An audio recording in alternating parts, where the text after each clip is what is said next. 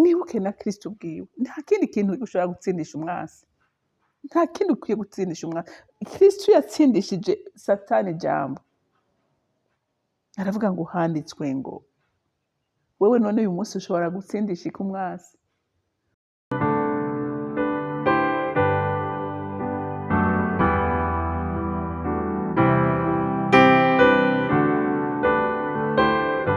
Bakunzi ba Holy Canaan TV, ndanezerewe kandi gusubira guhura namwe ngo tuganire ijambo ry'Imana. Ariko imbere yuko tuganira, reka dusenge. Tuje imbere yawe Mwami Imana tugushima kandi tukuninahaza. Tuje imbere yawe tukenguruka urukundo rwawe n'ineza yawe. Tuje imbere yawe tugushimira ukuntu Mwami wanje utugirira neza uko bukeye n'uko bwije. Tugushimira ko ari wewe waduhaye umwana wawe Yesu Kristo ngo apfe ku musaraba ku bwacu, atumenyeshe Imana, kandi uduhana mpemu yera kugira ngo atwigishe ijambo kandi adutahuze urukundo rwawe. Rero n'ubu ndasenga nsengera bene data bose bariko barumvira ijambo ntazoryumva hanyuma, kugira ngo bagire umwete wo kunywana na mpemu yera, kuko ari we ashobora kuduhishurira ijambo kandi akadukomeza kandi akatwemeza icaha. Rero mukunzi mwiza, ndagushimiye kuvyumvise kandi ko wemeye kubidukorera. Hama icubahiro cose n'amashimwe yose aba yawe, nkaba ndabisenze ndavyizeye kuvyumvise mw'izina rya Kristo Yesu, amen, amen. Ijambo rero Imana yampaye kuganira namwe uyu munsi riravuga ko udashobora gushingira intahe Yesu n'ukuri utafise ubushobozi bwa mpemu yera. N'ukuri ntibikunda, utamuhishuriwe ntibikunda ko womushingira intahe. Haleluya, ntibikunda. N'amajambo y'Imana bayakubwira ntiwoyumva, ntiwoyatahura, kuko n'ibintu bigoye kumva, ibintu bigoye kumva ubikoresheje ubwenge bw'umubiri.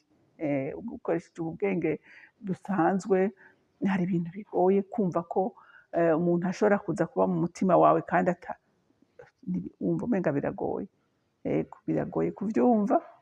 Ego na Nikodemu, Yesu yaramubwiye ati utemeye kubatizwa buvuka ubwa kabiri, ati ushobora guhimbara Imana. Undi aramubwira ati none jewe ingana gutya n'uvuka ubwa kabiri gute? Urumva kuvuka ubwa kabiri uvuka gute? Urumva ni ibintu bisiga ubwenge bw'umuntu, ariko igihe mpemu yera ari we ariko arakumurikira urabitahura.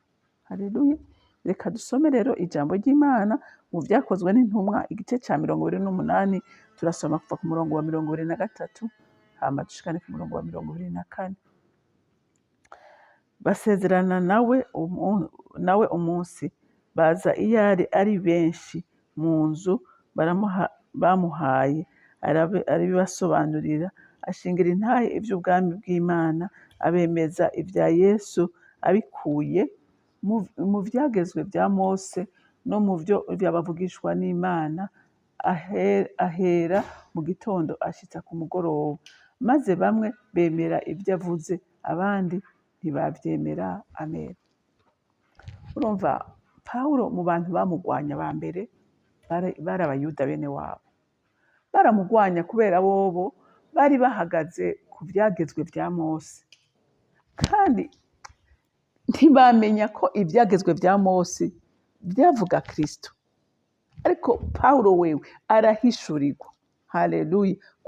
Kubw'ubushobozi bwa mpemu yera arahishurirwa ko isezerano rya kera ryose, isezerano rya kera ryose ko ryavuga Yesu Kristo. Hanyuma urumva rero icyo bamuhigira, bashaka kumwica, ngo ariko arazimiza abantu, ngo ariko azana inyigisho z'ivyaduka, bituma bamuhiga. Haleluya. Rero aha ashitse i Roma, yari yamaze gushika i Roma, ahamakoranya abayuda bose mu nzu nyene bari bamuhaye abamwo, ngo atangura kubasigurira. Haleluya. Abasigurira ngo ivyagezwe vya Mose, ngo n'uvyo wavugishwa n'Imana, ngo abahera ngo mu gitondo ashitsa ku mugoroba. Umva iriko arabereka abasigurira ati muribuka ko Imana n'igihe Adamu na Eva bacumuye yaravuze neza yuko izoduha umwana wayo arica igikoko, gisigura ko Kristo azokwicwa, arambika abantu. Natwe Kristo uyu munsi twambaye we, tugendana nawe. Arabasigurira ubwato bwa Nowa, arabasigurira ubwato bwa Nowa buvuga ko azohungira muri Kristo Yesu batazopfa rubi, ariko bazoraga ubugingo budashira. Nk'uko abahungiye mu bwato bwa Nowa ntibahuye n'umwuzure, ntibapfuye.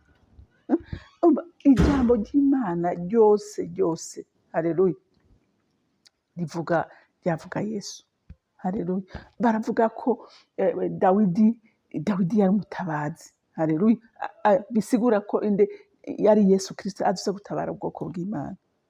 Arabasigurira ko bahawe umwana w'umuhungu yari wazoza gukiza ubwoko bw'Imana. Haleluya. Arabasigurira ngo ahera mu gitondo, ariko arabasigurira ivyagezwe, arabasigurira isezerano rya kera ko ryavuga Kristo. Haleluya. Ngo benshi muri bo baravyemera, baravyizera kubera iki nabo bari bamurikiwe n'umuco w'Imana. Haleluya. Rero uyu munsi by'ukuri utamurikiwe n'umuco wa Kristo ngo mpwemu w'Imana aze muri wewe, ntushobora guhishurirwa.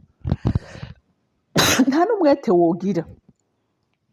wogira kuba muri iri jambo. Kubera iki? Kubera ijambo ucurisoma ukumva n'ibintu bitumvikana, ukumva nta ndibuka kera igitabo isezerano rishasha narajyanka gose ko sinaryumva sinaritahura, ugasoma ukumva none ukuramwo iki?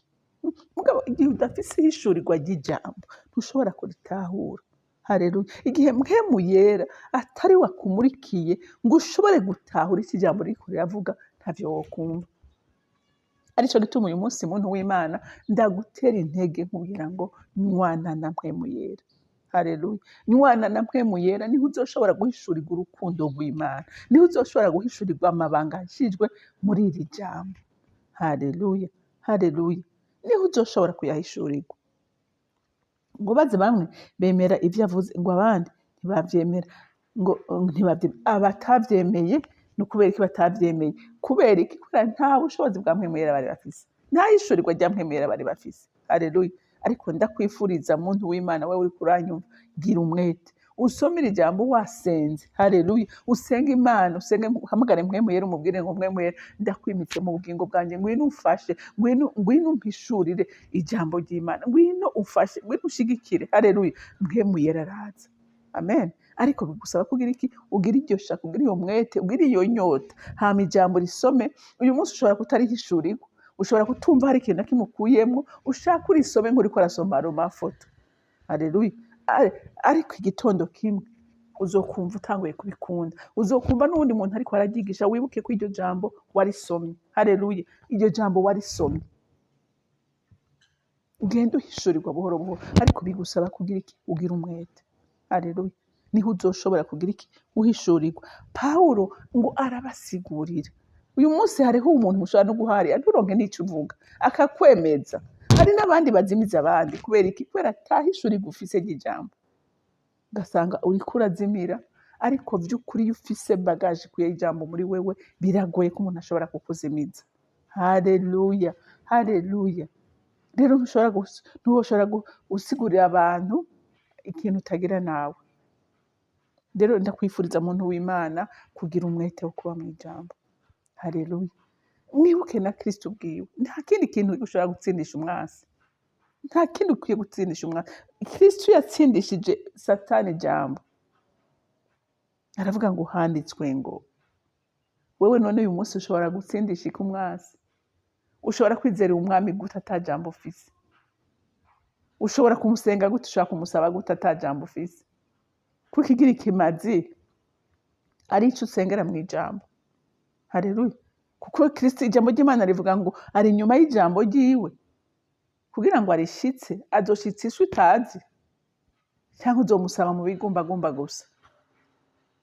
Rero turakwiye kugira iki? Turakwiye kugira ijambo ryinshi rigwiriye muri twebwe kandi riri mwihishurirwa rya mpwemu yera. Haleluya. Niyo uriko urarivuga kuze mwumve, hariho umuntu wumva ariko arigisha by'ukuri ukumva abantu bariko barakira, ukumva ko abantu banezera, ukumva ko abantu bariko barahinduka. N'uwundi wumva umenga ariko atera inkuru, umenga ari umukomedi ariko aravuga, ukumva ni inkuru ariko aratera abantu bagatwenga gusa. Ariko ijambo ry'Imana iyo riko riravuga rifasha abantu kwihana, rifasha abantu kwibona, rifasha abantu guhinduka no guhindukira. Haleluya. Haleluya. Si inkuru umuntu aba ariko aratera, aba ariko atanga ubuzima. Pawulo rero ariko agira iki? Yariko abaha ubuzima, ariko abahishurirwa rikomeye mu ijambo. Haleluya. Kuko bo bizera imigenzo.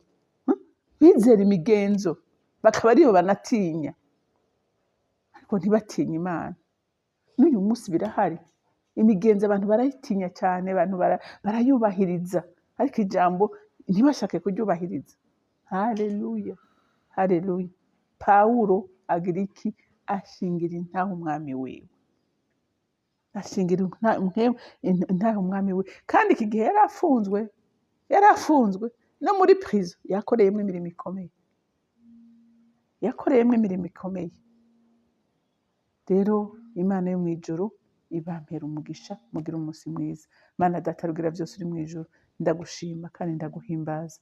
Uri Imana nziza, uri Imana idukunda, uri Imana yaduteguriye byose kugira ngo tubeho ubuzima bwo gutsinda. Waduhaye umwana wawe, uduha ijambo ryawe, uduha mpwemu yera. Ivyo byose ni kugira ngo bidukomeze kandi bidushigikire kugira ngo tubandanye Mwami Imana muri ino nzira duhuriramo n'ibitunaniza n'ibitugora byinshi, ariko uduhaye ekipima idushoboza kunesha. None muvyeyi mwiza, turabigushimiye kandi turakuninahaje. Icubahiro cose n'amashimwe yose aba yawe, nkaba ndabisenze ndavyizeye kuvyumvise mu izina rya Kristo Yesu.